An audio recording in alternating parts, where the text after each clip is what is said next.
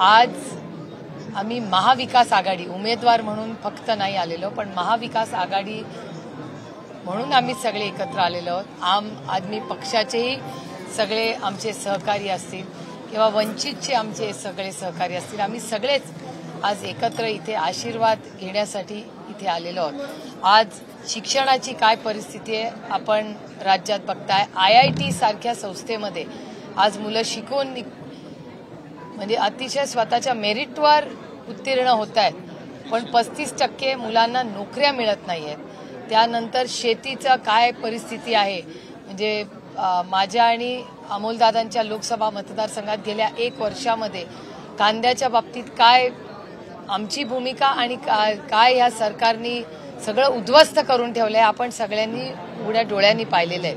म्हणजे त्यांनी तर इतकं चुकीचं काम केंद्र सरकारने केलंय की जेव्हा आम्ही दोघांनी कांद्याच्या भावाबद्दल आणि दुधाच्या भावाबद्दल विषय काढला तेव्हा मला आणि अमोलदादांना आम्ही कुठलंही चुकीचं काम न केलेलं असताना आम्हाला पार्लमेंटमधून 1 दिवसासाठी आम्हाला सांगण्यात आलं की तुम्ही आता बाहेर जाऊन थांबा. आमचं निलंबन करण्यात आलं. आणि काय ही निलंबनाची शिक्षा कशासाठी, तर शेतकऱ्याला हमी भाव द्या एवढीच आम्ही मागणी करत होतो. आम्ही दोघं वेलमध्ये गेलो नाही, आम्ही काही असं चुकीचं केलं नाही. त्यामुळे ही दडपशाहीच्या विरोधात आम्ही लढतोय आणि म्हणून या दडपशाहीच्या विरोधात लढण्यासाठी आशीर्वाद घेण्यासाठी आज महाविकास आघाडीचे सगळेच आमचे घटक सहकारी मित्र पक्ष इथे आलेले आहेत. अमोलदादांना पण काही बोलू दे, ह्यांना पण काही नाही. कसंही घ्या, नेहमी ऑर्डर नाही. 5च मिनिटं आहेत कारण असंच बोला फक्त.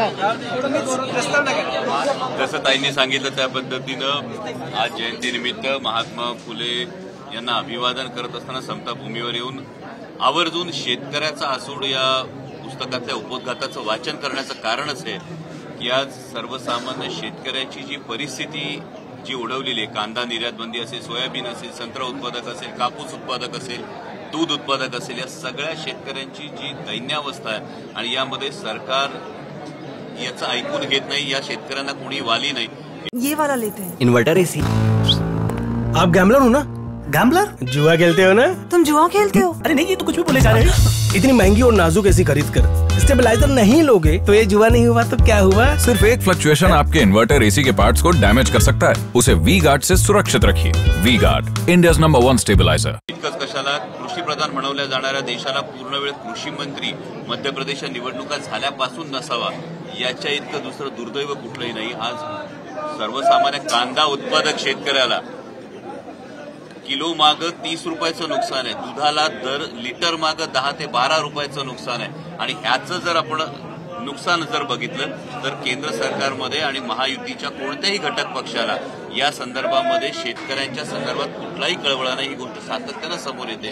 आणि अशा वेळी शेतकऱ्याचा आसूड हा राज्य व्यवस्था कोणतीही असो शेतकऱ्याच्या भल्यासाठी हा उगारला गेला पाहिजे, ही आमची भावना आहे.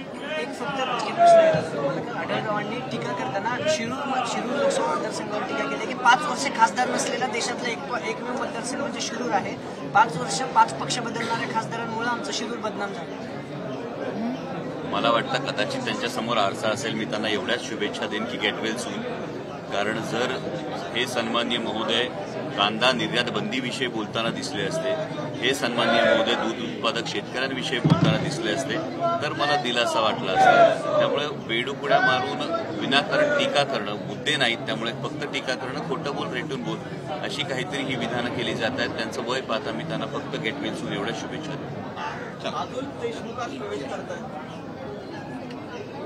मी मागेही सांगितलं होतं की आदरणीय शरदचंद्रजी पवार साहेबांच्या कर्तृत्वाचं गारूड महाराष्ट्रावर एवढं मोठं आहे की हे फक्त तुम्हाला ट्रेलर बघायला मिळत आहेत.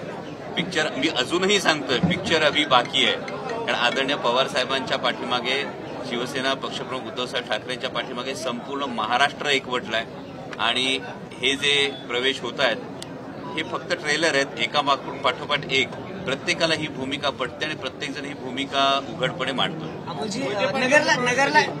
नगरला गेलात, लंकेंना आणलात, बीडला गेलात, नगरला गेलात, लंकेंना घेऊन आलात, बीडमध्ये तसंच झालं. अकलूजला पहिली बैठक घेतली आणि तुम्ही धैर्यशील मोहिते पाटलांनी 13 तारखेला आणताय. मी कुठली कमिटमेंट करत नाहीये, पण मी फक्त एवढंच सांगतोय की आदरणीय पवार साहेबांचा विचार, आदरणीय पवार साहेबांचं कर्तृत्व हा निखार आहे आणि त्याच्यावरची राख फक्त त्या राखीला फुंकर घालण्याचं काम आमच्यासारखे कार्यकर्ते करतात. तो निखारा पेटून उठतो आणि या पद्धतीनं अनेक गोष्टी तुम्हाला अजूनही बघायला मिळतील. आणि केव्हा या प्रश्नाचं उत्तर मी कायम एकच देतो, वेट अँड वॉच. सर, पुढच्या जिल्ह्यात महानाट्य कुठल्या जिल्ह्यात आहे? पुढचं अमोल कोल्हेंचं पुढचं महानाट्य कुठल्या जिल्ह्यात? सध्या राजकीय महानाट्य आहे, त्यानंतर बघू विधानसभेचं. तुम्ही काय बोलला?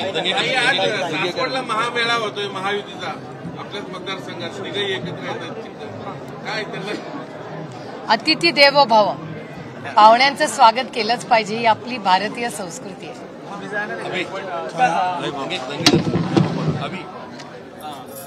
अजित पवारांनी ठिकाणी जी भावना व्यक्त केली त्यांच्यासाठी आज सभा घेतली. हा प्रश्न तुम्ही त्यांना विचारला पाहिजे.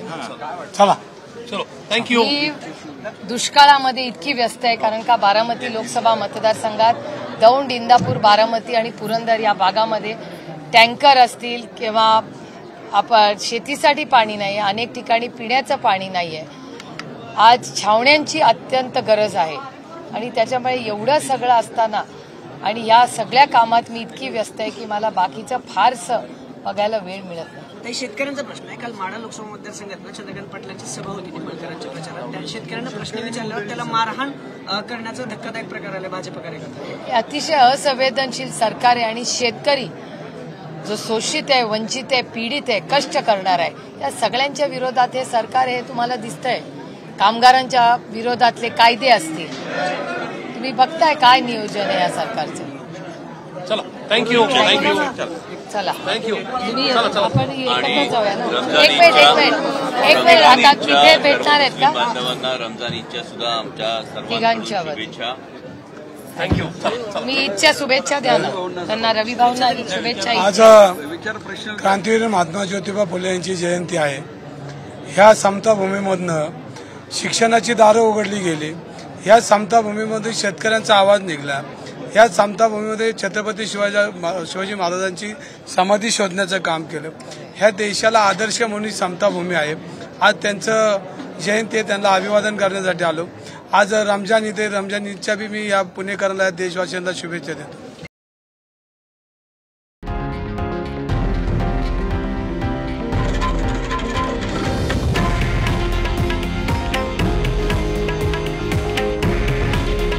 हे आहे देशातील नंबर 1 न्यूज नेटवर्क आणि आपण पाहत आहात TV9 मराठी.